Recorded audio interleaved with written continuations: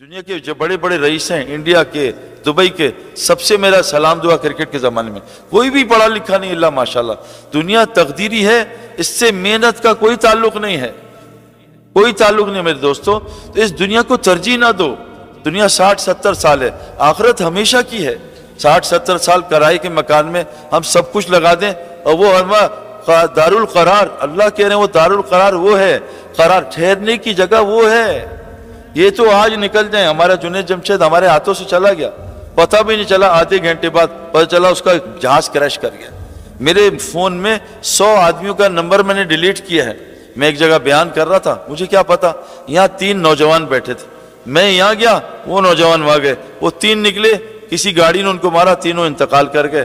آخری بیان سن رہے تھے، پتہ نہیں کون سے، میں نے 2-3 کلپ دیکھے کہ آدمی آخری بیان کرتے انتقال کر گیا۔ تو میرے دوستو، دنیا کو مقصد نہ بنائیں۔ فرمایا جو دنیا کو مقصد بناتا ہے، اللہ اس کے دل کی آنکھ کو اندھا کر دیتے ہیں، اس کے دل کی آنکھ کو اندھا کر دیتے ہیں۔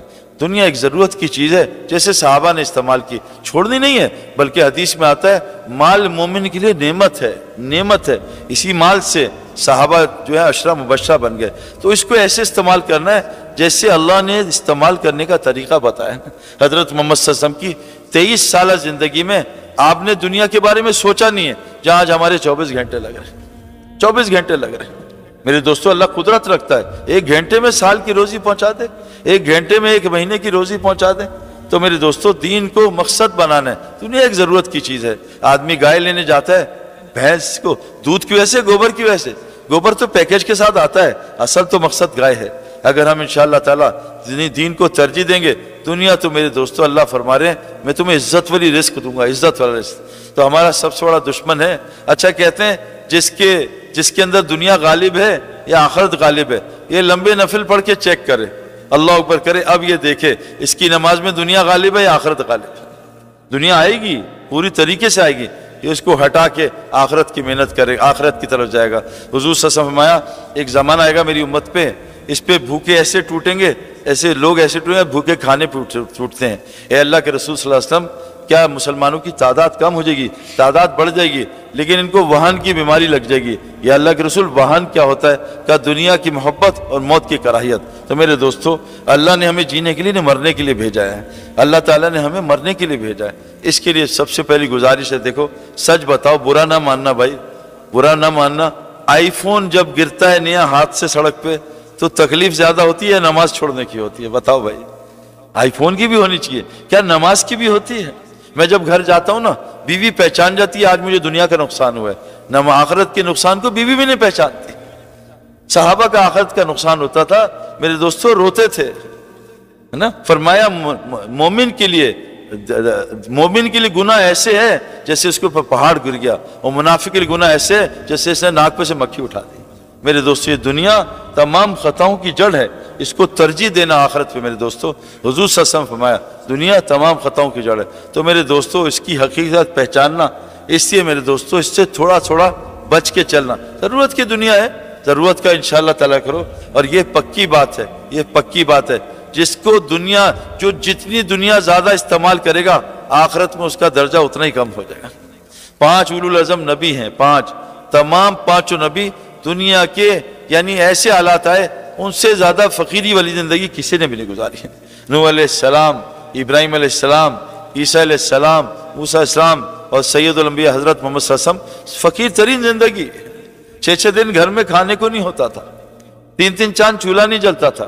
جب دنیا سے گئے تو تمام بیویاں بھوکی تھیں، چولہا جلانے کو تیل نہیں تھا، حسنین بھوکے، فاطمہ بھوکی، صحابہ بھوکے۔ لیکن میرے دوستو، آپ نے ہمیشہ ان کو، جب بھی کوئی صحابی آیا ہے یا آپ کی بیٹی بھی آئی ہے، آپ نے عمل دیا، دنیا نہیں دی ان کو، حالانکہ ناجائز نہیں ہے۔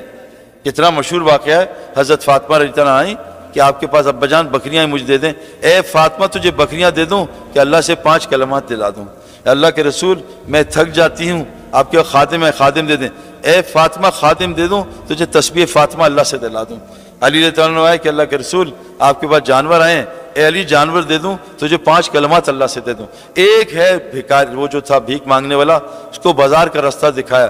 نہ جو صحابی آئے، ایک نہ گھر حالات صحیح نہیں ہے کہ گھر میں سلام کر کے داخل ہو، مجھ پہ درود پڑھو اور سورہ اخلاص پڑھو۔ ایک صحابی آئے کہ میرے جو ہے گھر کے حالات صحیح نہیں، میں چاہتا ہوں میری زندگی لمبی ہو اور میرا رزق بڑا ہو، کہا تو یہ نہیں کہا دبئی شفٹ ہو جا، یہ نہیں کہا تو کینیڈا چلا جا، کہا تو ماں باپ کی خدمت کر، رشتہ داریاں جوڑ، اللہ تیری زندگی لمبی کر کے کہ تیری روزی بھی بڑھا دے گا۔ عمل بتایا۔ میرے دوستو، ہماری تو بھوک میں بھی روزی ہے۔ حدیث میں آتا ہے جس کے 3 دن کے جس پہ فاقے آ جائیں، 3 دن کے فاقے آ جائیں، وہ اپنی حاجت کو نہ اپنی حالت سے نہ اپنی زبان سے کسی کو تذکرہ کرے، اللہ پہ واجب ہے 1 سال کی حلال روزی خود اس کو پہنچائیں گے۔ وَمَا مِن دَابَّةٍ فِي الْأَرْضِ إِلَّا عَلَى اللَّهِ رِزْقُهَا، جتنی زمین کی مخلوق ہے اس کی روزی اللہ کے ذمہ ہے۔ 3 دن بھوک آ جائے، کسی کو سوال نہ کرے اور کسی کو دکھائے نہ، اللہ پہ واجب ہے 1 سال کی روزی گھر پہنچائیں۔ میرے دوستو، موت سے پہلے یقین بنانا ہے تو پہلا دشمن ہے دنیا کو دین پہ ترجیح دینا، نمبر 2 شیطان۔ اور یہ بات میرے دوستو پکی ہے، جو آدمی دعوت کا کام نہیں کرتا شیطان سے بچنا اس کا مشکل ہے، الا ماشاءاللہ۔ دعوت کا کیونکہ مؤذن جب اذان دیتا ہے، مؤذن جب اللہ اکبر کہتا ہے، حدیث ہے بخاری شریف کی، شیطان کان میں انگلیاں ڈال دیتا ہے، اس کی ریح خارج ہو جاتی، بھاگ جاتا ہے۔ میں جب کرکٹ کھیلتے تھے، ہم فلمیں بھی نعوذ باللہ کھل کے دیکھتے تھے، اس لیے بتا رہا ہوں بھائی، گانے بھی سنتے تھے، لیکن جب بھی اذان ہوتی تھی ہم میوزک بند، ٹی وی بند، بیوی دوپٹہ، کیوں کہ اللہ اکبر اذان دی ہے، اللہ اکبر کا مؤذن نے، شیطان بھاگ گیا۔ جب نمازی اللہ اکبر کہتا ہے شیطان واپس آتا ہے۔ مغرب کی نماز میں تو میرے پاس بہت آتا ہے کہ پتہ نہیں کھانے میں کیا ہوگا، ابھی افطاری نہیں ہے، جلدی سے نماز ہو جائے، تو شیطان واپس آتا ہے، رکعتیں بھلاتا ہے اور وہ جو ہے اپنا وسوسے ڈالتا ہے۔ تو ایک ہی اللہ اکبر ہے، دیکھو ایک اینٹ لگی ٹوائلٹ میں، ایک اینٹ لگی ہے بیت الخلا میں، زمین آسمان کا فرق ہے۔ آدمی کسی کو کہے خنزیر، وہ آپ کو چماٹ مار دے گا۔ آپ قرآن میں خنزیر نماز میں پڑھے 500 نیکیاں ملتی ہیں۔ آپ کتا کلب کسی کو بولیں وہ گالی ہے، اور قرآن میں کلب پڑھیں تو 300 نیکیاں مل جاتی ہیں۔ آپ کسی کو کہیں وہ فرعون، وہ کہے گا ظالم تو ہوگا، تیرا باپ ہوگا، قرآن میں فرعون پڑھیں آپ کو 500 نیکیاں ملتی ہیں میرے دوستوں۔ تو میرے دوستوں، جب مؤذن اللہ اکبر کہتا ہے شیطان بھاگتا ہے، نمازی کہتا ہے شیطان بھاگتا ہے۔ کیوں؟ مؤذن دائی ہے، دائی کی اللہ اکبر شیطان نہیں سن سکتا۔ اور دعوت دینے کا ثمرہ کیا ہے کہ جب مؤذن اذان دیتا ہے اللہ اس کو سب سے پہلے اپنے پیچھے کھڑے ہونے کی توفیق دیتا ہے۔ میرے دوستو، خواص عبادت قرآن میں نہیں ہے، حکم ہے، عبادات ساری احادیث میں ہے، بالکل صحیح ہے، سارا قرآن دعوت سے بھرا ہوا ہے۔ اللہ کے نبی کو ان کو قرآن پڑھ کے سنائیں، ان کا ایمان بڑھے گا۔ اذا تلیت علیہم آیات ذات ایمانہ، جب انسان قرآن ان کا ایمان بڑھ جاتا ہے۔ آج مسلمانوں سے میرے دوستو دعوت چھٹ گئی ہے۔